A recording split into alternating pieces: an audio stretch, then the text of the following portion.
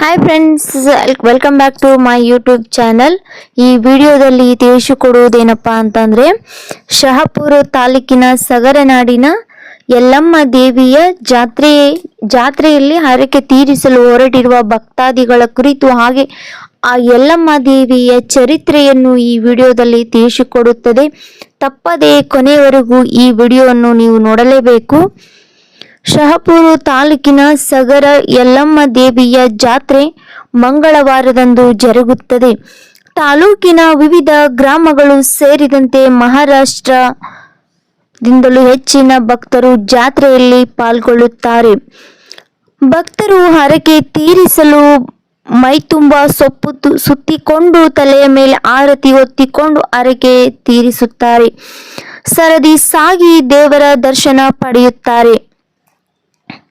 ಗ್ರಾಮೀಣ ಪ್ರದೇಶದ ಜನರು ಕುಟುಂಬದ ಸಮೇತ ಟಮ್ ಜೀಪು, ಕಾರಿನಲ್ಲಿ ಆಗಮಿಸುತ್ತಾರೆ.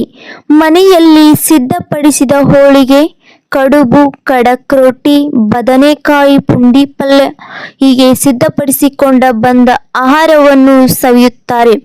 ನಮ್ಮಲ್ಲಿ ಯಾವುದೇ ಜಾತಿ ಧರ್ಮ ಸೋಂಕು ಇಲ್ಲದೆ ಎಲ್ಲಾ ಸಮುದಾಯದವರು ಜಾತ್ರೆಯಲ್ಲಿ ಭಾಗವಹಿಸುತ್ತಾರೆ.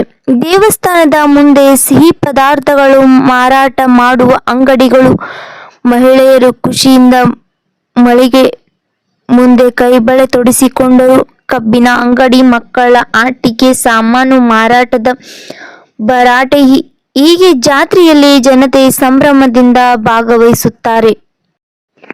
ಯಾದಗಿರಿ ಜಿಲ್ಲೆಯ ಶಹಾಪುರ ತಾಲೂಕಿನ ಸಗರ ಗ್ರಾಮದಲ್ಲಿ ಯಲ್ಲಮ್ಮ ದೇವಿ ಜಾತ್ರಾ ಮಹೋತ್ಸವ ಪ್ರತಿ ವರ್ಷದಂತೆ ಸಂಭ್ರಮದಿಂದ ಜರುಗಿತು.